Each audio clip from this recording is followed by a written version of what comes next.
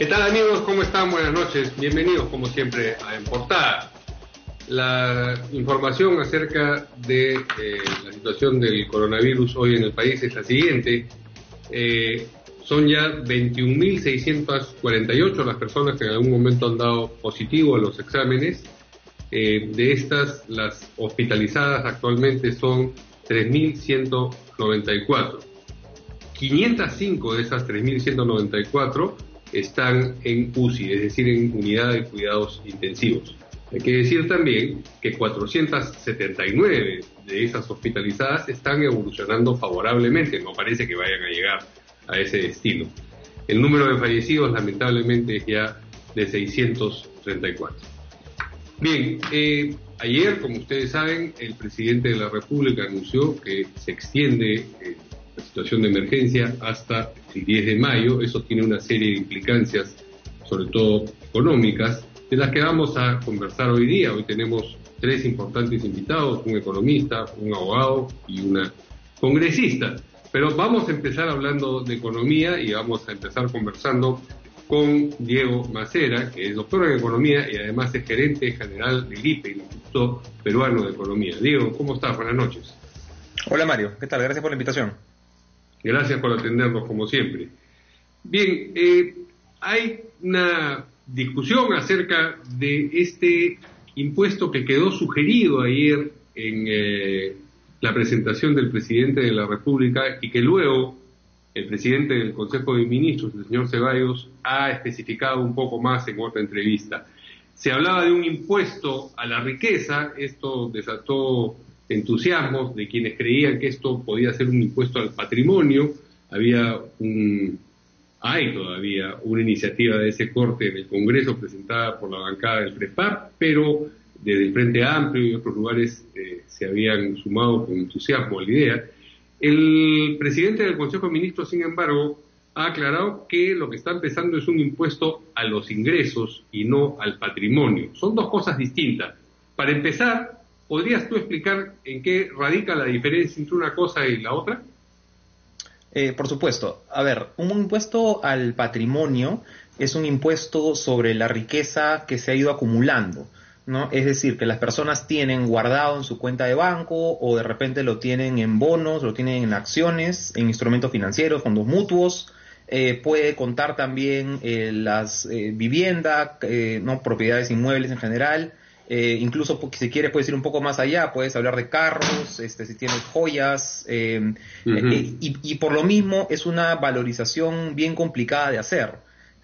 ¿No? Entonces, las administraciones tributarias de los países que tienen este tipo de impuestos luchan bastante por entender, oye, cuánto vale qué cosa que tiene cada persona, porque sobre eso generalmente se aplica un porcentaje, típicamente menos del 1%, pero es sobre el patrimonio acumulado, ¿no? Es sobre todo lo que tiene en posesión las familias generalmente de un monto para arriba.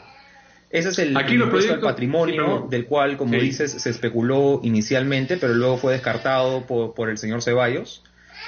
Ahora de lo que se está hablando más bien es del impuesto sobre los que más ganan, ¿no? Que en realidad, en cierto sentido, sería algo parecido como incrementar la tasa a la que está afecta el tramo superior del impuesto a la renta, ¿no? Para trabajadores dependientes e independientes, ¿no? Para cuarta y quinta categoría. ¿No? Sin embargo, esto posiblemente no se pueda hacer a través de una modificación de impuesto a la renta o no se quiere hacer así porque en ese caso tendría recién efecto hacia el próximo año y lo que se quiere, entendería, es una recaudación, entre comillas, solidaria, un poco más inmediata. ¿Y cuál sería el camino para obtener esa recaudación de manera más inmediata? No, lo que yo entendería es que se plantearía como una contribución adicional, no como parte necesariamente del impuesto a la renta, porque como te digo, eso se tiene que hacer con un año de anticipación, tiene que ser en el año fiscal anterior. Lo que podrían hacer es, a partir del próximo mes, poner una tasa extra sobre las personas, pues digamos, que ganen más de 10.000 soles brutos al mes. Tienen que pagar algún porcentaje extra de esa remuneración para financiar temas por ejemplo, relacionados con el sector salud. Pero eso sería en alguna medida contradictorio con aquello que se dispuso al empezar la emergencia, es decir, retrasar el pago del impuesto a la renta incluso para esas personas. Entonces, por un lado le dicen, bueno, no pagues porque entendemos que tienes un problema de repente de dinero en este momento, pero por el otro lado le dicen, ok, pero sí sigue pagando o vas a empezar a pagar un porcentaje adicional al impuesto a la renta que ya te cobramos. Sí, para algunas personas, además, justo para los empleados dependientes formales, ¿no? Que son estos de los que estamos hablando, que son afectos, se liberó la AFP, ¿no? Estos 2.000 soles, con el debate del 25% en el Congreso. Se liberó también parte de la CTS, con la idea de que algunas familias, a pesar de que puedan tener todavía algún salario, están quizá en alguna situación más precaria de la que estaban hace 2 meses. ¿No? Digamos, puede haber perfectamente una familia con 2 ingresos, ¿no? De repente la mamá tiene un trabajo formal dependiente, pero el papá tiene un trabajo informal o independiente. El papá ya no está generando ingresos desde hace 6 semanas, entonces todo se tiene que cubrir con el salario de la mamá. Tienes casos también que ya no son pocos, en los que las empresas están tratando de negociar con sus trabajadores, seguir en planilla, seguir con remuneraciones pero más bajas, de repente reducción de salario o reducción de horas trabajadas, ¿no? Y sobre eso a algunos trabajadores le pondrías además un impuesto adicional. Y por otro lado, a propósito de ese impuesto, lo que ocurriría es que sería fácil de cobrar probablemente, porque justo a la salida, digamos, de los salarios es donde hay una especie de peaje que dice, bueno, pero este porcentaje se va para el Estado. ¿Así sería? Sí, esa es la manera más típicamente fácil de recaudar, ¿no? Los que ya están en planilla, los que son ya formales, los que no se pueden mover, que en realidad son la minoría, ¿no? O sea, del 100% de trabajadores en el Perú, solamente 9% pagan impuesto a la renta entre cuarta y quinta categoría. La gran mayoría, porque son informales, ¿no? Más o menos 70%, ¿no? Y el resto, más o menos 20%, porque no llegan a las 7 UITs exoneradas para empezar a pagar renta. Entonces, con estas dos consideraciones, la mayoría, o sea, solamente el 9% de trabajadores está pagando renta, y claro, para ellos, digamos, dentro del Estado es bien fácil que para ellos poderles quitar un poco más, en vez de la política de la cual siempre se ha hablado, no, que es tratar de ampliar la base tributaria para agarrar al otro 81%. Claro, se cargaría nuevamente sobre las espaldas del mismo grupo de personas el peso adicional de esta carga tributaria, valga la redundancia. Ahora, por poner un número, tú has puesto el de salarios de 10.000 soles mensuales. Si eso fuera así, ¿se puede calcular más o menos cuánta plata se podría levantar mensualmente con ese impuesto? ¿Y qué tan importante sería ese ingreso para las necesidades que tiene en este momento el Estado? Mira, podríamos estar hablando de algo alrededor de 200 millones de soles, 300 millones de soles, que claro, dependiendo cómo uno lo mire, puede ser de repente mucho o no tanto, dadas las magnitudes de los problemas que estamos hablando, ¿no? Por ejemplo, el anuncio hoy día del presidente, o de ayer, perdón, del presidente, de la ampliación del bono de 760 soles a las 6.8 millones de familias, eso nada más cuesta 5.000 millones de soles. ¿No? Sí. Compárese con el 200 o 300 millones de soles que mencionaba ahorita, o lo que no se gastó el año pasado del presupuesto fueron 25.000 millones de soles, ¿no? De nuevo, compárese eso con los 200 o 300 millones. O sea, yo diría que estamos hablando de algo, no sé, pues entre 50 y 100 veces lo que se podría recaudar con ese impuesto. Tendrías que multiplicarlo por 50 o 100 para llegar a lo que no se gastó el año pasado. ¿Y qué pasa con esa porción del presupuesto que no se ejecutó el año pasado? Es decir, era dinero que existía, que estaba asignado, no se gastó, volvió al erario nacional, supongo yo, y puede ser utilizado en estas circunstancias. Sí, hay parte que regresa efectivamente y se puede volver a distribuir. Ahora, mucho de eso obviamente ya se distribuyó en la primera, cuando se planteó el presupuesto el año pasado y se asignaron las partidas. Ahora, hay parte que no es que regrese al presupuesto nacional, sino que le pertenece a ciertas instituciones públicas. A los gobiernos regionales. Típicamente la partida más fuerte acaso es a los gobiernos regionales. Entonces, lo que le corresponde a ellos, por ejemplo, de canon, ¿no? Canon minero, gasífero, hidrocarburos, este canon se queda en propiedad de los gobiernos regionales, no es que regrese al erario público. La mayoría del presupuesto sí que no ejecutó pues ciertos ministerios sí regresa, pero típicamente se le vuelve a reasignar una partida igual o mayor al año siguiente. Bien, pero igual en las regiones esa porción del presupuesto sí puede ser utilizada para las necesidades que tienen en este momento. Sí, ahí yo creo que es cuestión de encontrar algún mecanismo creativo de cómo utilizar ese dinero para fines nacionales, ¿no? O sea, quizás se puede pensar en un esquema en que los fondos que no se han ejecutado de Canon y que están ahorrados puedan prestarse al gobierno nacional a una tasa que sea conveniente tanto para el gobierno regional como para el gobierno nacional. Al final es una ficción porque todo es el Estado, no todo es dinero público.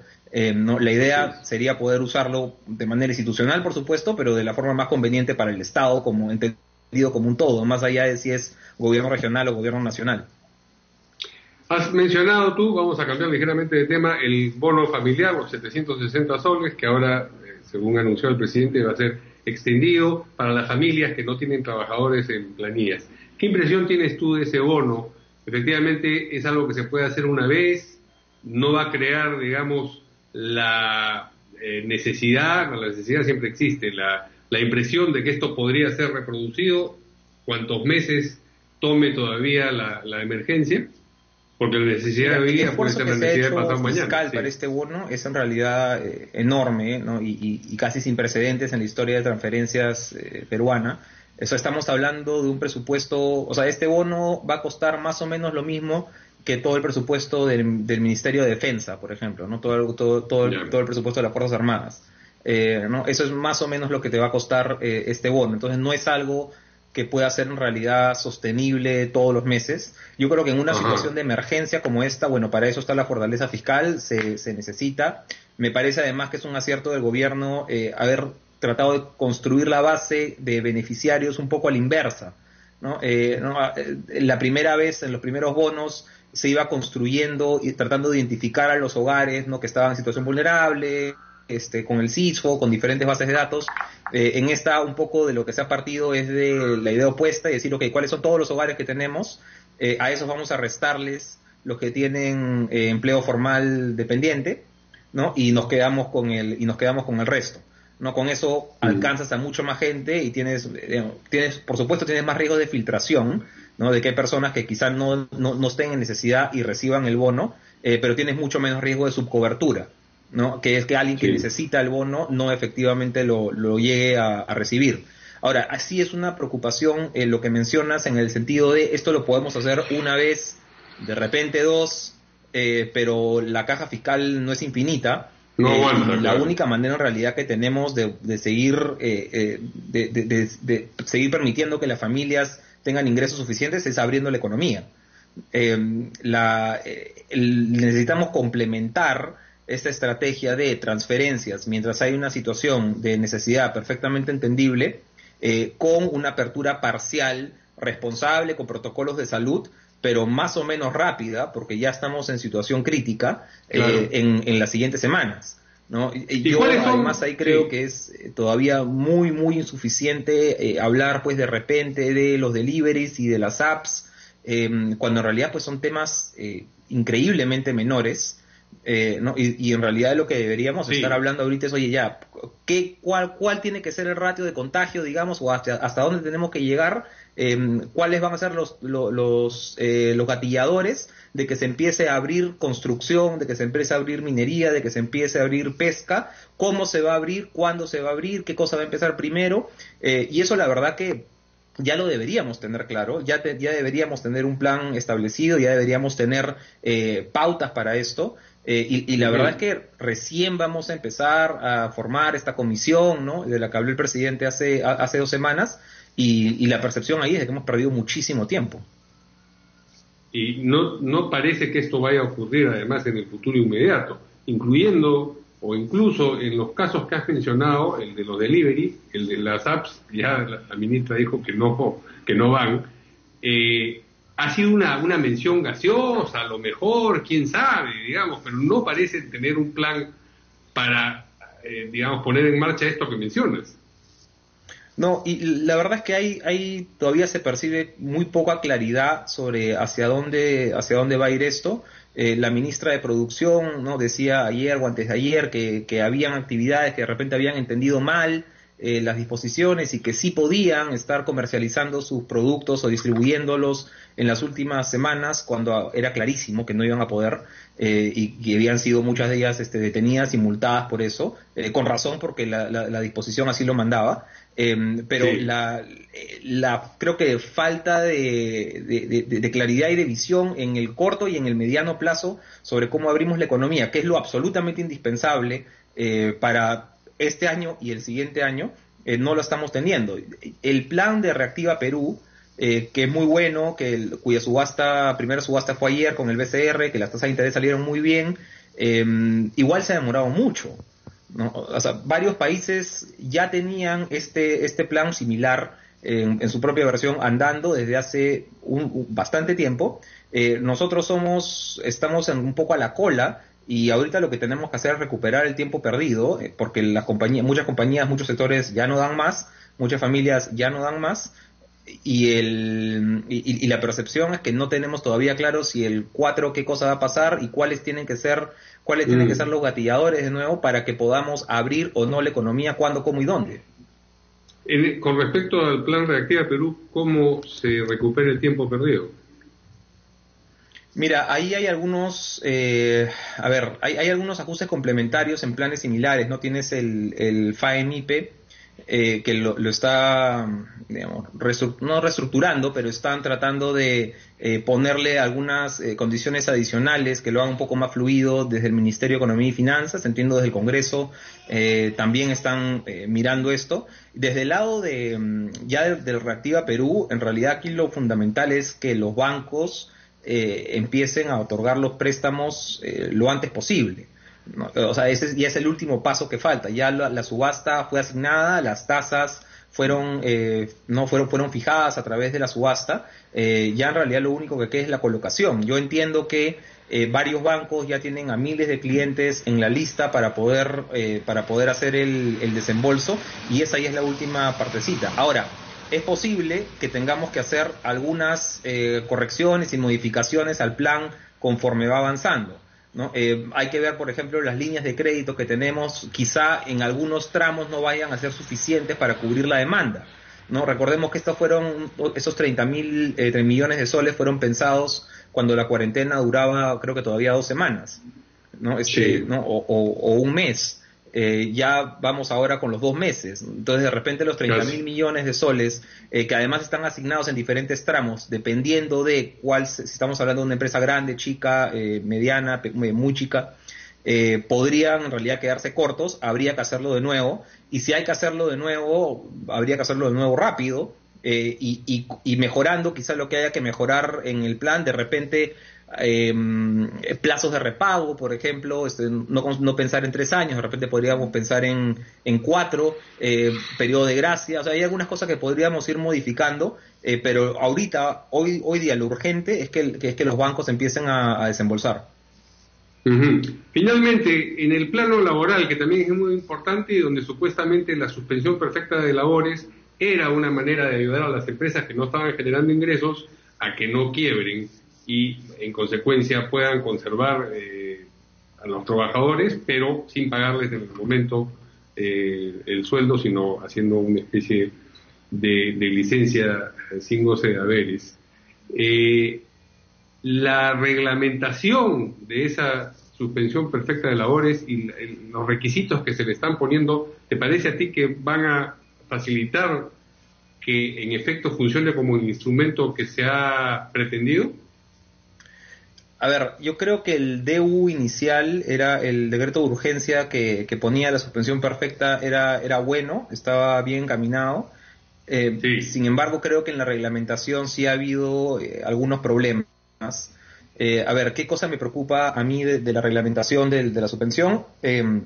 Las condiciones que se han puesto para acceder en función a las ventas, a las ventas y a la masa salarial de la empresa, eso en realidad a la mayoría de empresas les deberían poder entrar, cumplir con ese requisito para poder acceder a suspensión perfecta inicial. Eso, quizá con la excepción de algunos sectores como minería, debería ser suficiente. Ahora, hay otros requisitos que sí son quizá un poco más complicados, ¿no? Han metido un rol sindical, por ejemplo, que para algunas empresas, no para la mayoría, pero para algunas empresas podría no ser menor. Han metido también espacios yo creo, de arbitrariedad de parte de la autoridad de trabajo, de SUNAFIL, para interpretar cuándo es que una empresa hizo o no todos los esfuerzos para evitar llegar a suspensión perfecta. Creo que ahí hay todavía mucho espacio de arbitraje. Hay también una doble de discrecionalidad, después de que digamos, ya tuviste la autorización para hacer suspensión perfecta, que son 30 días, sí, más otros 7, con silencio administrativo positivo, puedes tener una segunda supervisión de parte de la autoridad de trabajo, que de nuevo te genera mucho más incertidumbre. Para las empresas que no quieran o que no puedan acceder por estos candados, yo creo que ahí la pregunta que vale es si todavía está vigente la suspensión perfecta regular, ¿no? Porque esta no es una figura que se inventó ahorita en este decreto de urgencia y en esta crisis. La suspensión perfecta es una figura que existía desde antes, ¿no? Con figura definida, con fuerza mayor, y para muchísimas empresas eso debería calzar exactamente, ¿no? Y déjame terminar con esto, aquí el punto fundamental es que figuras como esta, de la suspensión perfecta, no están pensadas para eliminar trabajo, sino todo lo contrario, están pensadas para conservar la mayor cantidad de trabajo posible, ¿no? O sea, no podemos pretender proteger el derecho al trabajo de los trabajadores, no valga la redundancia, si no protegemos a la vez las fuentes del trabajo, que es la empresa, ¿no? Entonces, pensar en maneras en que las empresas puedan pasar este problema temporal para muchas, haciendo un manejo más flexible de su planilla, creo que es fundamental, y no permitir eso es estar en paradigmas que nos pueden costar muchísima plata y muchísimos empleos y muchísimas empresas al final de la crisis. Muy bien, muy claro todo, Diego, muchas gracias. Muchas gracias, Mario. Buenas noches, vamos a ir a una pausa y regresamos.